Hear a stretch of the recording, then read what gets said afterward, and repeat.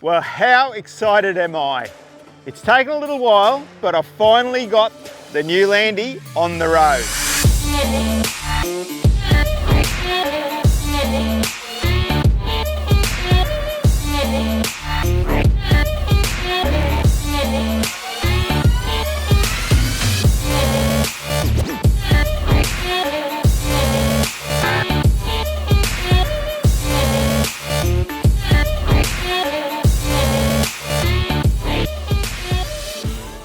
Now you might ask, what happened to the old one? Well, look, I've used the old one on many trips throughout the whole of Australia, and I've been in every state with it. I've been on TV shows, I've been doing lots and lots of things with it, but I just wanted to change things around to have a bit more room, go on remoter trips and go to a lot of different places, so I wanted to carry a bit more gear. Now, this Landy isn't like your normal one, so it's a little bit different. Back in the day, I used to drive a 130 dual cab. Well, this is a 130 extra cab.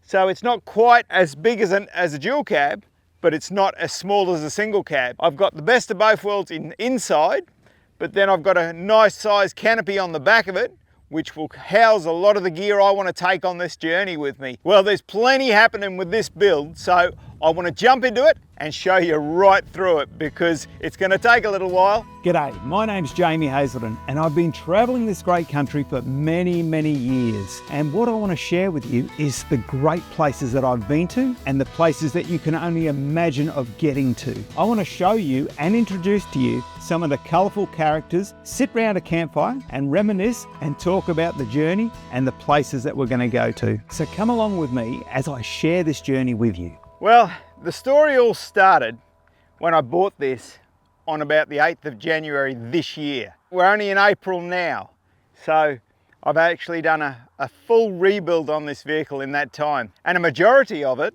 I've done myself. I stripped it right down to a bare cab, doors off, guards off, bonnet off, roof off, windscreen panel, the whole lot, and just went right through cleaning it all up because little to a lot of people know, my actual trade is a panel beater and painter. Back in the day, I used to do that originally. So it was no issue for me to do that part of it. I've repaired it all, done some rust on it here and there in a couple of places because this isn't a factory car that they bought out of the factory like that. So there's a few bits and pieces being made up, roof being wider and all that sort of thing. And of course I've had to paint it the traditional colour, Bonatti grey. Once I got it all painted, I reassembled it and then it had to go over to Arc Point, and that's where these guys built the canopy for it. Well, how excited am I? I've made it to Arc Point. Now this is in Allara. Now I've got Adam here, one of the owners of Arc Point. So how are you, Adam? I'm well, and yourself? Great. Absolutely great. Now the fantastic part is I've just dropped off my Land Rover to get one of their canopies. Well, I am super excited to be here because I haven't run a canopy for so many years. My old Landy, we've had a lot of trouble with it getting stuff in and out of the back of it. I had canopies back when I had a dual cab 130 and they worked an absolute treat. And your attention to detail on these canopies, I love it. And I can't wait to see what you can build out of it. Yeah, we're excited to put one on it, so let's go see how it all begins. Sounds good to me. There you go. Jamie, this is Matt.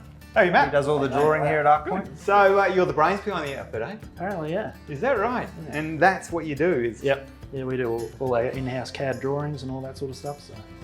So what happens from there once you've done the drawing? So once the drawings are complete, then we send the customer an approval drawing. Like you did with me? Like we did with you, yeah. Yeah, it's usually a dozen or so pages of in-depth CAD drawings. Right.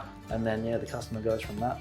What, does it go out to your computers or out to the machinery? Or, yeah. I'm guessing you can show me some of this machinery you've got? Yeah. All that stuff? Yeah, 100%. Let's go check it out. All right. So you've got cameras up there. What's the idea of that? So you want to keep an eye on everything that's going on in there. So it's moving quite fast. So you've got to make sure that everything's running smoothly while it's in operation. So the computer sends it to here? Yeah, that's correct, yeah. In the design office, it gets sent out, like all programs, sent out to here. And then all the operator has to do is click start and off it goes. So you've done all the work in there? All the work's already done, yeah. And they push a button? Yeah, push a button and off it goes. Incredible. Only time you have to restart it is when the next sheet comes in. And then what happens from there? So from here, once it's all cut, if there is any defects or anything like that, they all get machined out with orbital sanding and stuff like that. And then that then proceeds onto the press brake to get folded up. Yeah, so this is the press brake, bends all the metal basically, turns it from a flat sheet into a folded product. And how thick can you do? With our capabilities, we can do 10 mil thick steel. Yeah. That's a lot of weight. Yeah, it's about nearly 170 tonne just to fold that. It's pretty scary too. 170 tonne. Yeah. Everything's touchscreen on there too, so it's nice and easy for the operator. Yeah. And you just literally go through and fold it all up from that. So from there, you just put it into here. Yeah, the machine automatically moves to the fingers to exactly where it needs to be. Yeah, right. Shows you exactly where to put it, and then when you're ready, you just push the foot pedal. And from there, it goes to the welder. Goes to the welders, yeah. Yep. So this is where all our bodies are stood up in these bays at the end here. This one here is getting a ute tray done at the moment. Yeah, right. That looks pretty cool. That's the aluminium one. It is, yeah. So majority of our trays and canopies are put together with a TIG welder. Yeah. Though there is MIG welding in them as well. So we've set these bays up with both. Yeah. Okay. So in here we've got a shorty canopy. So Yep. it's a smaller version of our canopy that we do. Most of it is actually rivets. So a bit of rivets, bit of sealant, that sort of thing. So what's this canopy going? This is going on a BT50. Yeah. Okay. Yeah. Yeah. Right. Well, I see a lot of American vehicles out the front. Yeah, we do. American vehicles, Australian vehicles, we do them all. Yeah. Right. Huh? Anything you can put a tray on, canopy on, we'll do it. So. Yeah, that's awesome. So that one there is to go on that one that was in the other Yeah, one. that's right. Yeah, right. It goes on the front of that tray that's in there. Gotcha. So how many fabricators you got here on the go? We have four welders Yeah. and 2 machine operators. Yeah, right. Full time. So then we've got 2 in assembly as well as a powder coater. Yeah, right. Well, it keeps on adding up, doesn't it? Yeah, it does. Yeah, we've got a pretty good team around us, so it makes it easy. I can see that. Yeah. That's pretty awesome. You know, I really love attention to detail. And when you look at this, imagining that was just a flat sheet and then it's got the presses, the folds, but you know, the measurements, the whole thing has got to be exact, is critical, but at the same time, you can just tell by that attention to detail. So there's definitely plenty that goes into it, from all the precise measurements, like you said, to all the sanding, preparation for it to go up to powder, which is the next process from here. Yeah, right. So, like this is sanded down now, and that's the finish now before it goes to powder. Yeah, correct. So it's all been like feathered out, made sure there's no blemishes, scratching and things like that, so that we get a really good result after it's come out of powder. So you've got powder coating on the premises here. Does that get another treatment before it goes into powder or anything like that? Yeah, so we've got to clean it. So with the aluminium, we've got to clean it with an acid clean, then on top with an etch, so to make sure that the powder's going to stick. Yeah, okay. So after the acid clean and acid etch process, it all goes into our powder application booth, and the powder gets put on by the powder gun and then into the oven where we bake it off and set it and cure it. Yeah, right. See, you've got a steel tray over there, and I know you sandblast. So when does the sandblasting get used? Is that on any aluminium or is it just on steel? All the steel trays we do, or steel components, all get done out in the sandblaster, so that's all a process that we have to do before powder. Yeah, right. And so that's the same concept as that aluminium side. You've pressed that, you've folded all that up, but it's all in a steel version. Yeah, correct, yep. And does that have to have an acid treatment or anything, or it just gets No, sandblasted? straight into the blaster. The only difference between that at that point is that it requires primer. So we actually apply a powder primer to it. And then from there, it all goes to the assembly line? It does, yeah. All into assembly for the boys to start putting them together.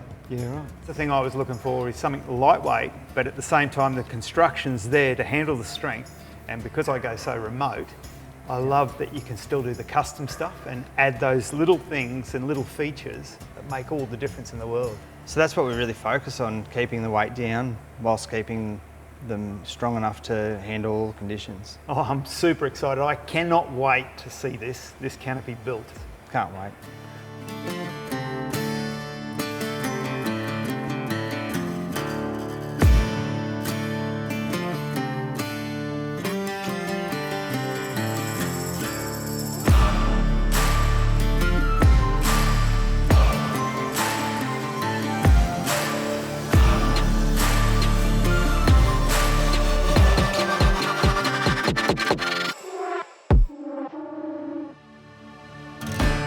Well, it's been a few weeks and just check this thing out. This canopy's finished and it looks amazing.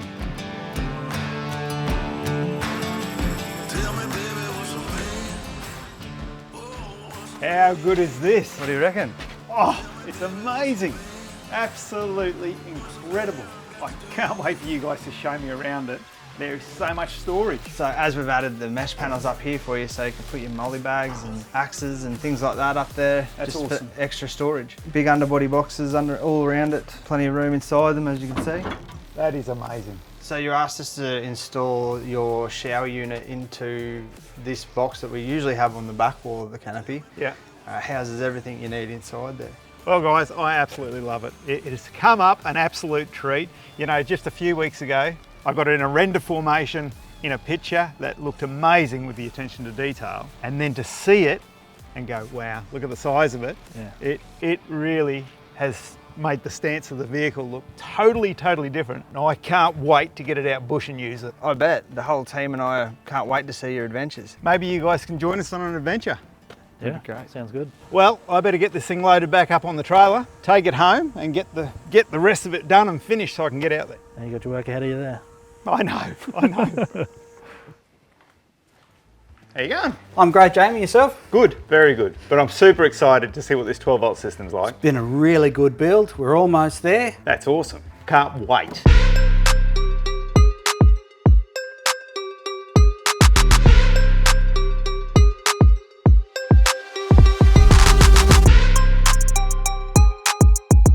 Well, as you might know, I used to have JTS and then Rowan purchased it from me.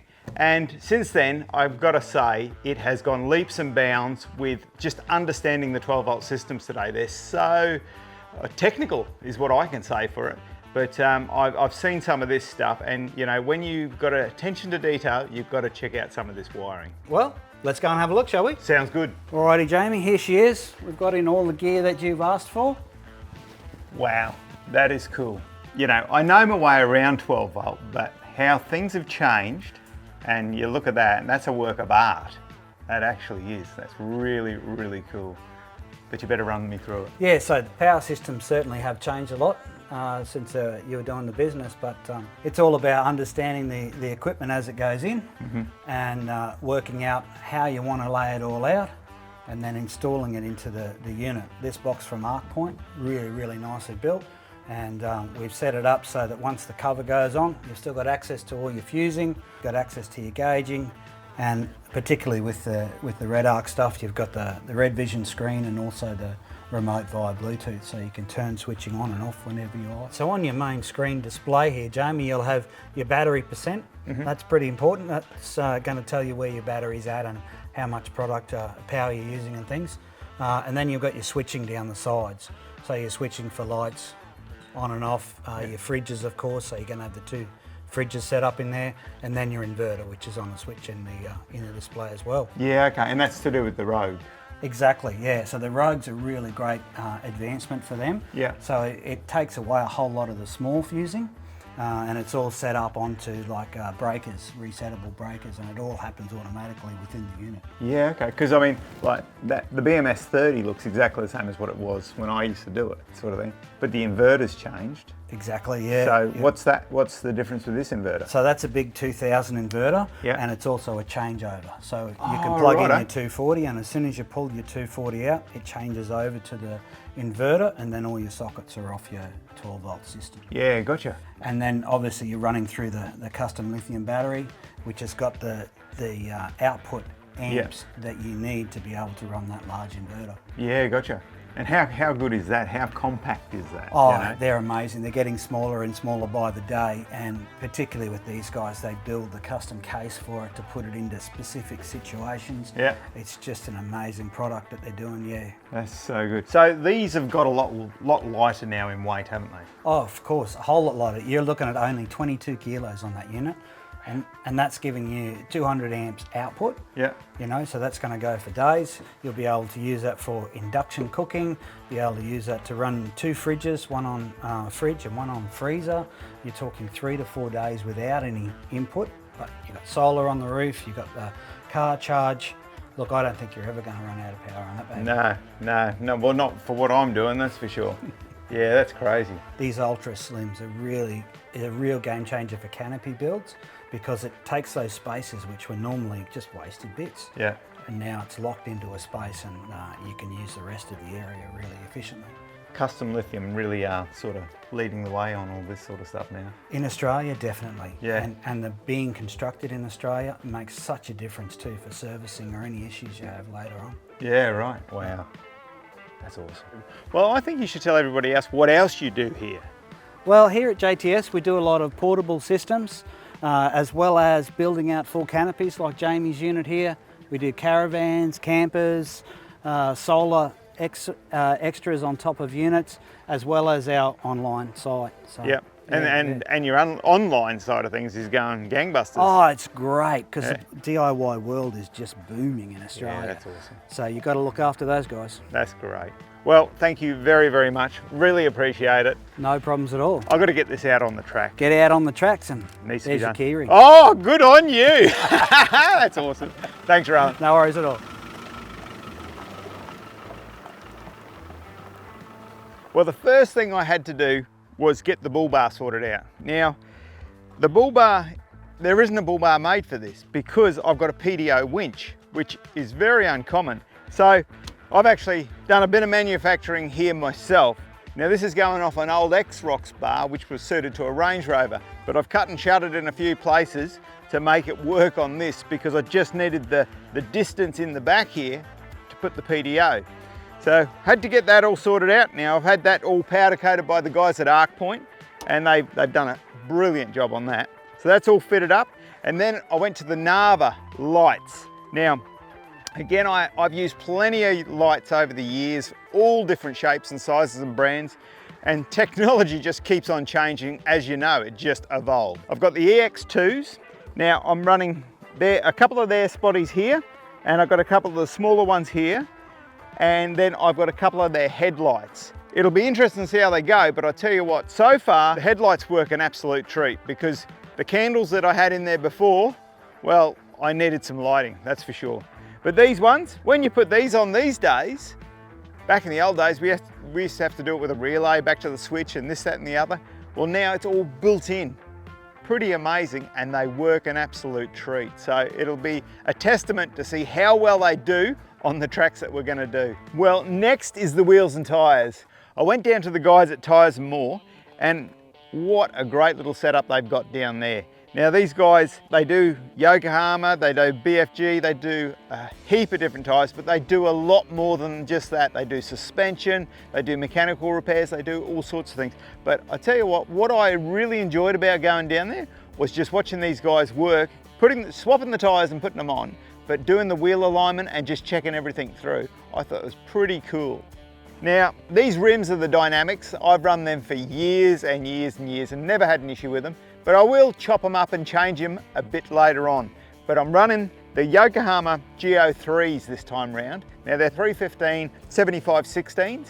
Now I haven't run these before, so they're going to be a great test to actually use. They're very close to being a 35, which is a tyre I've used for the last, I think it's 12 or 13 years. Running with the Yokohamas is going to be a different thing, but so far, I've got to say, they're a quiet tyre, but look at the size of the bite on the side of these, eh?